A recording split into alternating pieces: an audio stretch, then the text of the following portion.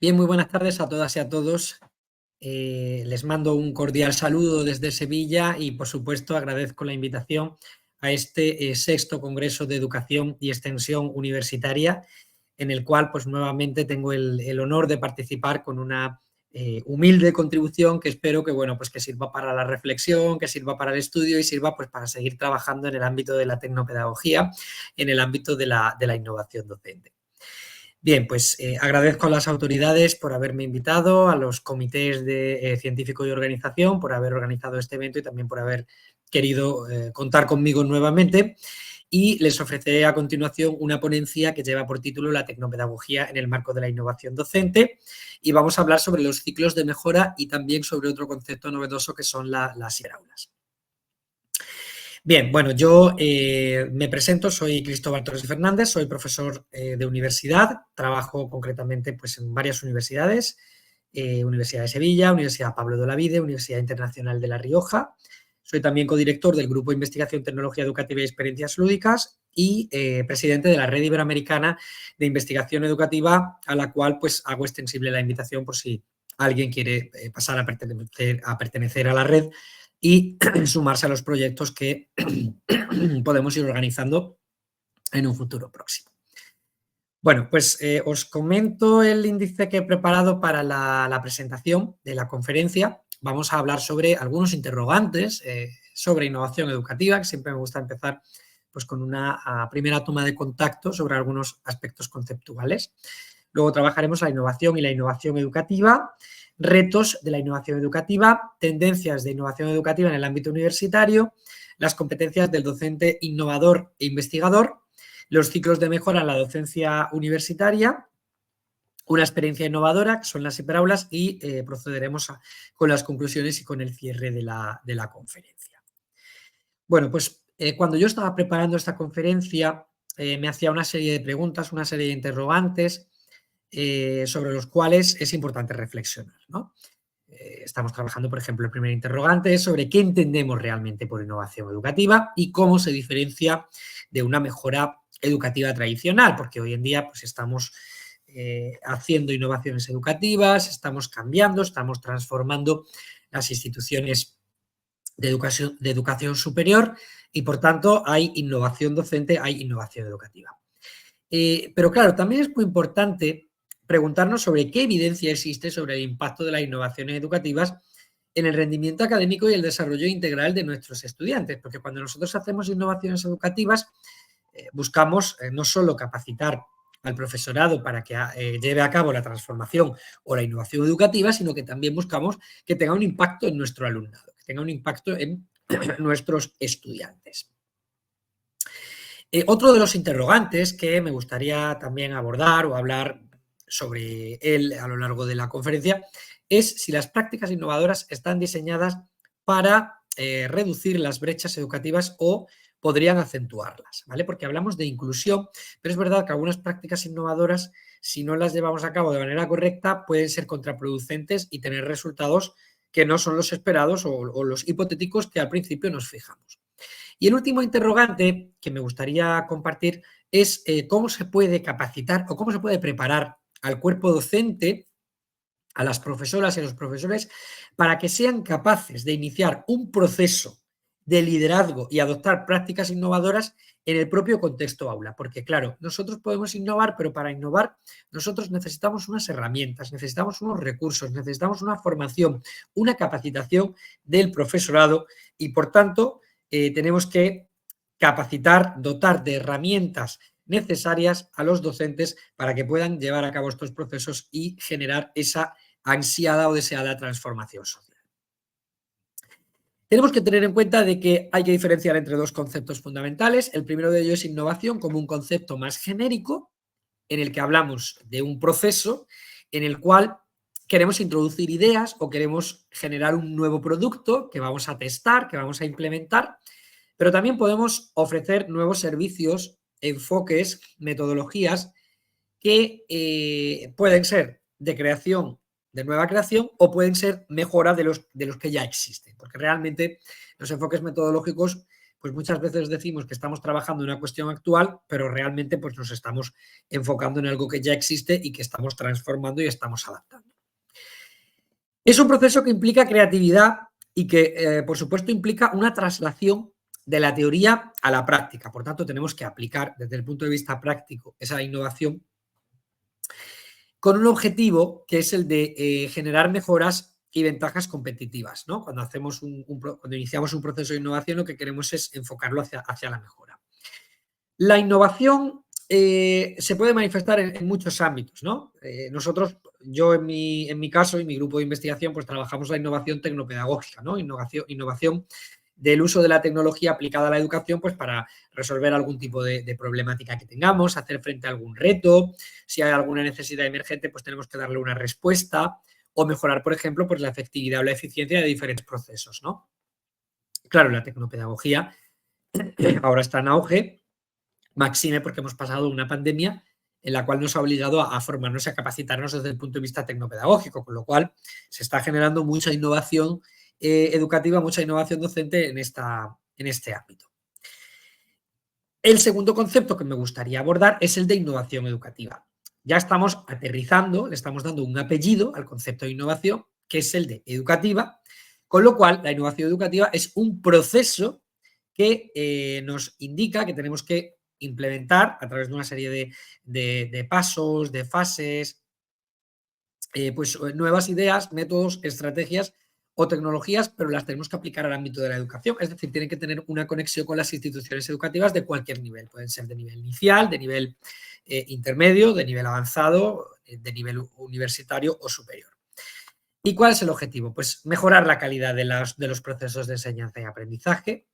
Es el objetivo fundamental, pero también pues dentro de esta calidad, porque el concepto de calidad es muy amplio, vamos a trabajar con los diferentes actores del sistema educativo. Si nosotros estamos trabajando en un colegio de infantil o de educación primaria, no solo vamos a trabajar con profesorado y con alumnado, sino que también tenemos que implicar a las familias. Las familias son la tercera parte del triángulo de la comunidad educativa y por tanto tienen que tener su sitio, ¿no? Tienen que tener su lugar.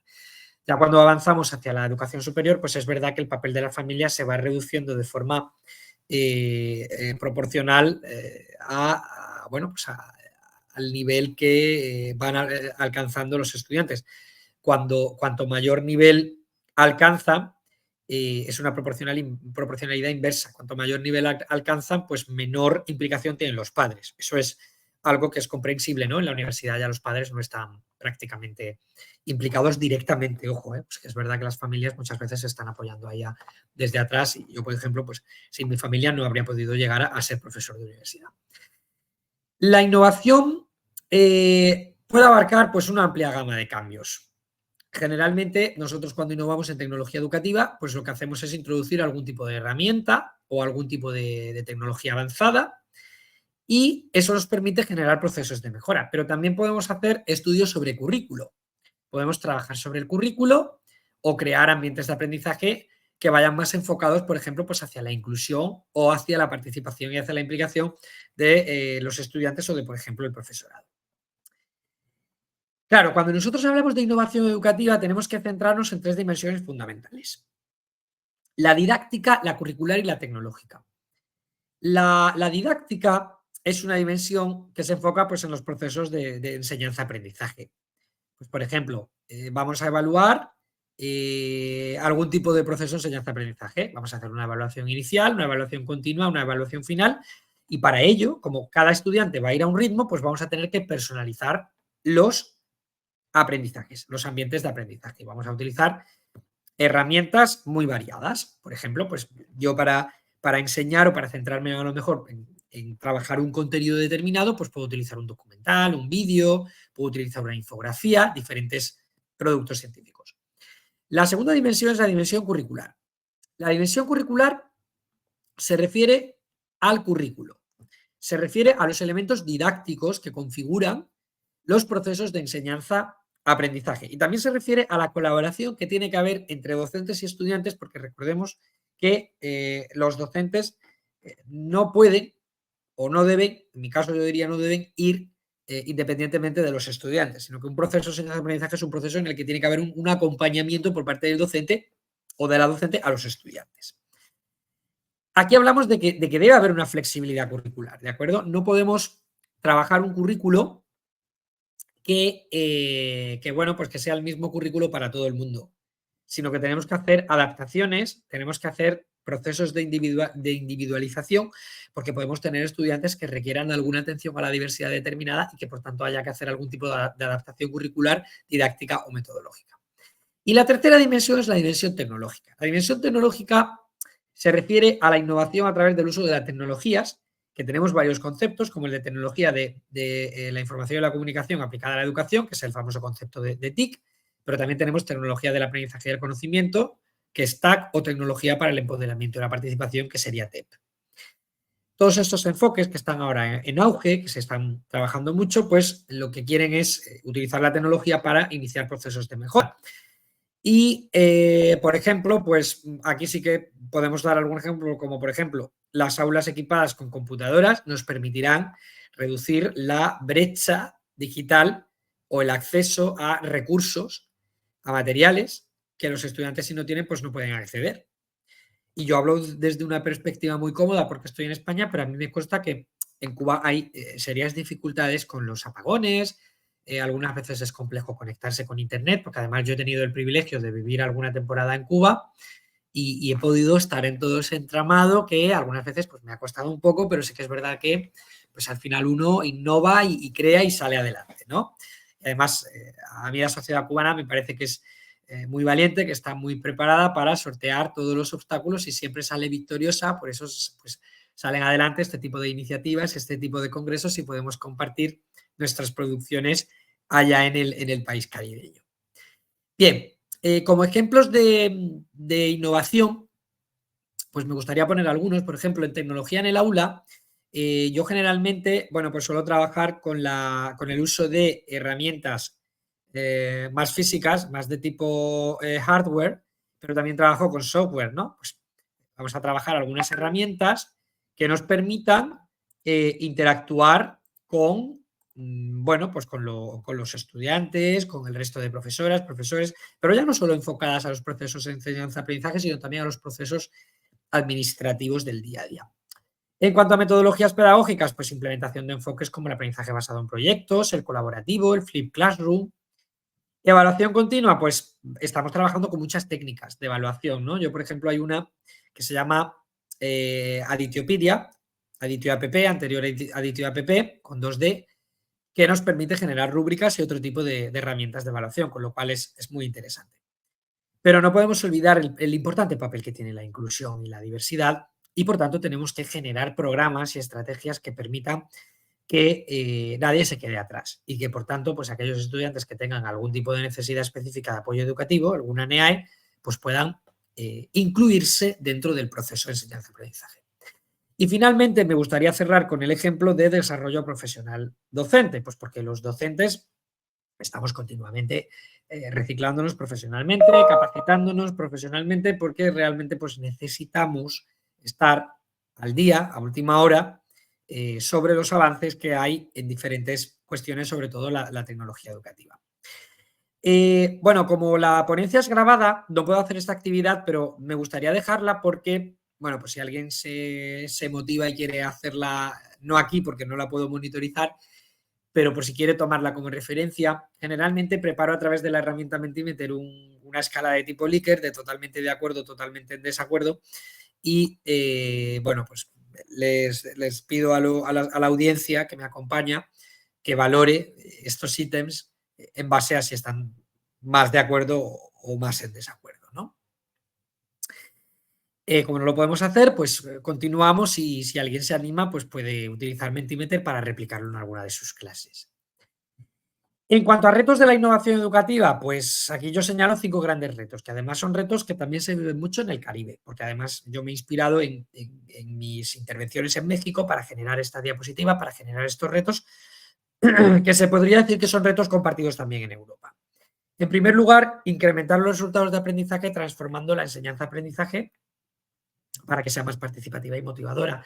Tenemos que utilizar nuevas metodologías ágiles, activas, interactivas, que permitan que los estudiantes se impliquen más en los procesos de enseñanza-aprendizaje y que los docentes seamos más acompañantes de estos procesos. En segundo lugar, es importante diseñar sistemas efectivos de educación basada en competencias y de aprendizaje a lo largo de la vida, ¿no? Esto yo siempre lo he defendido en muchos foros. El lifelong learning, el aprendizaje a lo largo de la vida, el aprendizaje permanente, es fundamental. Siempre hablamos de que los médicos y las médicas tienen que estar formándose toda la vida porque van surgiendo enfermedades nuevas, pero es que los profesores y las profesoras también nos tenemos que formar porque van surgiendo necesidades nuevas. En tercer lugar, desarrollar competencias para apoyar la movilidad laboral y la transformación de las empresas, que también es muy, muy importante. Conectar con el ámbito empresarial, con el entramado social y empresarial que hay en un país es muy importante para las universidades, sobre todo para que nuestros estudiantes salgan capacitadas y capacitados y puedan desempeñar sus puestos de trabajo pues a lo mejor en alguna MIPYME, invertir o, por ejemplo, pues, no sé, emprender, que también es muy importante, dotar de capacidades de emprendimiento o trabajar para el Estado, que también es muy importante. En cuarto lugar, ampliar la educación superior de calidad y las oportunidades de aprendizaje a lo largo de toda la vida, pues para prácticamente todos los colectivos de la sociedad. Cuando hablamos de lifelong learning, no solo nos centramos en el profesorado, la educación de personas adultas y educación de personas mayores es fundamental. Y aquí una persona que tenga a lo mejor 70 años tiene que tener el mismo derecho que yo que tengo 37 para formarse, porque realmente tenemos que garantizar, y los poderes públicos deben hacer un esfuerzo para garantizar que haya una oferta formativa que pueda dar respuesta a la demanda y a la sed de conocimientos que tienen estas personas. Y finalmente, pues hacer que la educación sea asequible y relevante para los diferentes segmentos de la sociedad, ¿no? Como decíamos, no dejar a nadie atrás, abogar por una plena inclusión, por una plena atención a la diversidad de calidad y que todas las personas encuentren su sitio en la sociedad y no por tener unas características diferentes, porque todas y todos somos diferentes, pues tengamos que tener resultados más negativos que otras personas. No podemos crear ese agravio comparativo. En cuanto a las tendencias de innovación educativa en el ámbito universitario, bueno, pues yo cito algunas, ¿no? Que son las que más trabajo. Trabajamos con MOOC, con Massive Open Online Courses, con los cursos de aprendizaje masivo. Trabajamos con el aula invertida, dividida en sus tres momentos: el trabajo previo en casa, el trabajo while in situ dentro del aula o dentro del espacio físico, y el trabajo post, después de esa parte física presencial, que nos permite hacer una reflexión sobre los procesos de enseñanza-aprendizaje y determinar qué tenemos que mejorar. Pero también tenemos laboratorios de realidad virtual y aumentada. Yo he trabajado con mis estudiantes la realidad virtual y aumentada en algunas acciones, en algunas actividades, en algunas asignaturas, y les ha llamado mucho la atención porque estamos recreando contextos a los que no podríamos ir por cuestiones económicas, por ejemplo.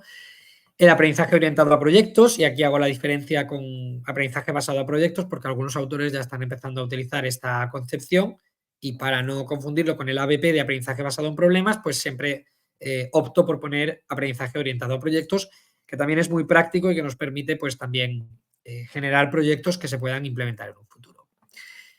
La evaluación continua informativa como una tendencia importante. Cada vez estamos tendiendo a la eliminación, al menos en Europa, de tantas pruebas tipo exámenes, y lo que estamos es intentando avanzar en la evaluación por competencias, ¿no? Una evaluación más práctica y competencial. En cuanto a programa de competencias y microcredenciales, pues nosotros aquí tenemos unos cursos que son microcredenciales, que son a lo mejor de 50 horas y que nos permiten reconocer ciertos aprendizajes adquiridos y trabajados durante un lapso de tiempo.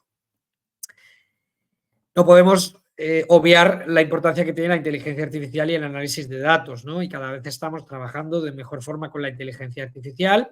Tenemos que educar ahora a los estudiantes para que utilicen la inteligencia artificial de forma responsable y la puedan aplicar en sus procesos de enseñanza-aprendizaje, pero también es muy importante abogar por la internacionalización y la movilidad estudiantil. Yo, de hecho, si estoy en este Congreso de Cuba, fue porque en el año 2020 yo viajé a Cuba, di una conferencia en el Congreso de Educación 2020 allá en el Palacio de Convenciones, que tengo muy buenos recuerdos yo de ese evento, y a partir de ahí, pues evidentemente, pues hemos ido generando procesos de internacionalización y de movilidad estudiantil, pero también de movilidad docente, de movilidad laboral. Esto es otra de las cuestiones que no podemos hacer aquí, pero que yo preparo una diana para evaluar a través de Mentimeter, que es una herramienta que también nos ofrece evaluación por diana, de 0 a 10, y le pido a los estudiantes o a la audiencia que evalúen sus competencias de investigación y de innovación en base a estos ítems: capacidad de indagación, habilidad para recopilar y analizar datos, habilidad para interpretar resultados, pensamiento crítico y analítico, ética en la investigación, colaboración y trabajo en equipo, y séptimo y último, liderazgo, que son 7 de las competencias más importantes avaladas por estudios e investigaciones que deben de tener los docentes innovadores y los docentes investigadores en el siglo XXI. Todas estas perspectivas de innovación nosotros en Sevilla las consagramos en un programa que se llama CIMA, Ciclo de Mejora en el Aula, que es un proceso implementado por el programa FIDOP, generalmente lo que se centra es en la formación y la capacitación de profesorado para que sustituya gradualmente las clases tradicionales por unas experiencias que sean más dinámicas y más activas e interactivas. Entonces, el ciclo de mejora tiene un comienzo, es algo cíclico, va avanzando hacia una serie de fases, tiene un desarrollo, tiene una evaluación, tiene una reflexión y luego vuelve al punto de partida para volver a iniciar un ciclo de mejora. Tiene un carácter anual de un curso académico y todos los años se organiza, por ejemplo, aquí en la Universidad de Sevilla, que si les interesa, pues podemos explorar la posibilidad de organizar un programa de formación, innovación e investigación docente del profesorado a nivel internacional a través de nuestra red iberoamericana de investigación educativa. El programa consta de una fase de formación y de una fase de intervención, en la cual, en un contexto real, vamos a implementar un proceso de mejora. Los ciclos de mejora pues tienen 3 fases. Primero, fase de diseño, en la cual vamos a tener una primera aproximación, un diagnóstico, un diseño de todo ese ciclo de mejora. Cuando ya lo tenemos diseñado, lo aplicamos y luego lo evaluamos y lo divulgamos, porque la transferencia del conocimiento aquí es fundamental para que otras personas sepan qué es lo que estamos haciendo. En cuanto a metodologías que se implementan en los ciclos de mejora, pues van desde las exposiciones orales hasta la lectura de textos, uso de recursos variados como música, prensa, arte, literatura, presentaciones y comentarios de las personas participantes, trabajos en grupos cooperativos, exposiciones de avances del ciclo de mejora, evaluación de los resultados y una reflexión final que nos permita sentar las bases para un futuro ciclo de mejora. Cada año se publica un manual con esos ciclos de mejora. Yo aquí os dejo un enlace en el que podéis descargar los de 2022-2023 y ahora se están preparando los de 2023-2024 porque estamos en el curso 2024-2025.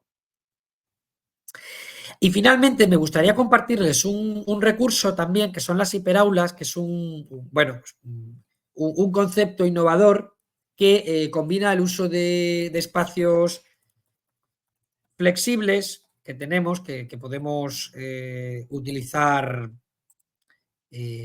con una metodología que se llama aprendizaje basado en rincones, Corner-Based Learning, y lo que pretende es maximizar todos los espacios que tenemos en el aula para trabajarlos en grupos cooperativos. Entonces, bueno, pues este concepto fue acuñado por un catedrático de Sociología de la Universidad Complutense de Madrid, que se llama Mariano Fernández Enguita, y la verdad es que cada vez más centros se están animando a trabajar con hiperaulas. Yo les voy a enseñar un vídeo que hay en internet que me gustaría compartir, que es este que tenemos aquí. Es un vídeo que no tiene sonido, pero bueno, lo vamos comentando.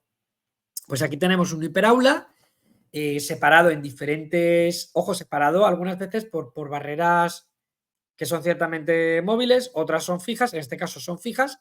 Tenemos ahí 2 salas de trabajo, pero luego tenemos un gran aula donde hay diferentes espacios. Y además vemos que hay diferentes rincones dotados de pantallas plasma, televisiones, pizarras digitales, ordenadores. Estos son los puffs, que a mí me encantan, esto verdecito, que es muy cómodo. Tenemos sitios donde se reúnen grupos de 4, grupos de 5, grupos de 6, grupos de 3. ¿De acuerdo? Estas mamparas negras se pueden cambiar para hacer más grande o más chico los grupos. Y bueno, aquí por ejemplo estarían 5 personas, aquí hay una mesa, aquí tenemos también para 5 personas sentadas, aquí tenemos 4, aquí tenemos para 3, aunque tenemos 3 taburetes más para 6, aquí tenemos para 6, un grupo cooperativo de 6, aquí de 5. Pero lo importante de esto y lo más innovador es que podemos plantear una serie de actividades como si estuviésemos en una gincana y le vamos a pedir a los estudiantes que de forma rotativa vayan pasando por cada uno de los rincones resolviendo los diferentes retos que le vayamos poniendo. En cada rincón le resolvemos un reto y esto es un proceso muy enriquecedor porque permite a los estudiantes adquirir y desarrollar una serie de competencias claramente diferenciadas que se hacen por rincones. El aprendizaje por rincones, las hiperaulas, se utiliza mucho en educación infantil con niños de 3, 4, 5 años, pero las olvidamos a partir de ahí y yo creo que es muy importante recuperar esta esencia porque tiene un potencial impresionante el hecho de que los estudiantes puedan trabajar en grupos cooperativos y, bueno, pues puedan tener esos espacios, ¿no? para desarrollar sus procesos de enseñanza-aprendizaje. Las características de las hiperaulas, bueno, pues como habéis visto, son espacios flexibles, adaptables, que se pueden mover, permiten integrar la tecnología educativa, atender a las diversidades en el aula. Los docentes nos convertimos, como decía anteriormente, en acompañantes, ¿no? En mentores, facilitadores. Se utiliza la metodología CBL, Corners Based Methodology o Corner Based Learning. Y sobre todo, pues se trabaja mucho el aprendizaje cooperativo, pero también colaborativo, porque cuando terminan de hacer todas las pruebas y los retos, se puede hacer una apuesta en común entre todas las personas para que puedan compartir. Beneficios de las hiperaulas hay muchos, desde una inmersión total que nos permite que los estudiantes se sumerjan totalmente en el proceso de enseñanza-aprendizaje y sean los verdaderos protagonistas del mismo, hasta un aumento de la motivación, porque son pruebas muy interactivas, que les van a dar mucha autonomía, que les van a permitir trabajar en grupos cooperativos, pero también el aprendizaje colaborativo, que es el tercer beneficio que indico. Van a poder co-crear materiales e intercambiar buenas prácticas, pero aunque hablemos de la globalidad y desde el punto de vista holístico, también podemos tener en cuenta que se puede hacer una profesionalización y una personalización de los procesos de enseñanza-aprendizaje. Como conclusiones y ya por cerrar, pues consideramos que tenemos que garantizar un acceso equitativo a la tecnología, sobre todo en aquellas áreas donde haya más complejidades, donde haya más dificultades, áreas rurales, áreas de pueblos, de campos, donde a lo mejor la conexión sea más débil. Ahí deben invertir los gobiernos, deben invertir las empresas. Tenemos que hacer un uso crítico de la tecnología, educar en saber utilizar la tecnología. Tenemos que capacitar al profesorado, no podemos estar sin capacitación, sin formación, porque los estudiantes casi que van más rápido que nosotras y que nosotros. Hay que explorar nuevas estrategias pedagógicas de enseñanza-aprendizaje, sobre todo que integren las tecnologías de la información y la comunicación. Y tenemos una responsabilidad muy importante con la evaluación y el monitoreo. Hay que hacer evaluaciones periódicas de seguimiento, continuas, actualizadas, sobre todo integrar las competencias digitales. Nos tenemos que coevaluar entre compañeras y compañeros, tenemos que generar pues sinergias entre nosotras y nosotros para ver cuáles son los procesos en los que podemos mejorar. Y ya para concluir, porque creo que me he demorado algunos minutos más, pues me gustaría compartir pues, dos citas de dos grandes, dos personas muy importantes.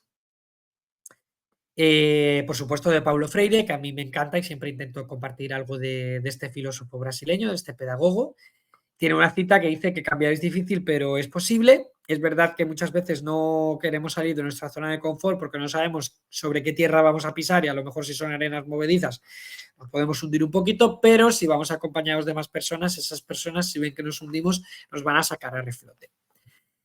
Y después Albert Einstein, que fue un científico y físico alemán del siglo pasado, pues hace alegoría de un concepto que es el concepto de educare y eduquere, y que dice que el cerebro no es un vaso por llenar, como sería la concepción de educare, llenar cabezas, sino que es una lámpara por encender, como sería el concepto de eduquere, que sería acompañar a los estudiantes cuando tengan alguna idea, no frustrarlos, darles cabida, darles alas para que generen, para que piensen, porque como hemos dicho muchas veces, pues de cualquier locura o de cualquier cuestión que parezca insignificante puede salir un gran proyecto. Y ya desde aquí me despido. Muchísimas gracias por haberme invitado. Un honor y un placer inmenso. Ojalá estar en Cuba próximamente para daros un abrazo físico, para conoceros, para compartir proyectos y aunque no esté en Cuba, pues se abren muchas puertas para seguir compartiendo diferentes proyectos y para seguir creciendo conjuntamente. Un abrazo enorme, que tengáis muy buen Congreso de Educación y Extensión Universitaria y quedo a vuestra entera disposición para si hay algún tipo de pregunta o algún tipo de cuestión sobre la cual queráis profundizar, pues ahí están mis correos electrónicos institucionales con los que yo trabajo diariamente. Un abrazo y que vaya muy bien el Congreso.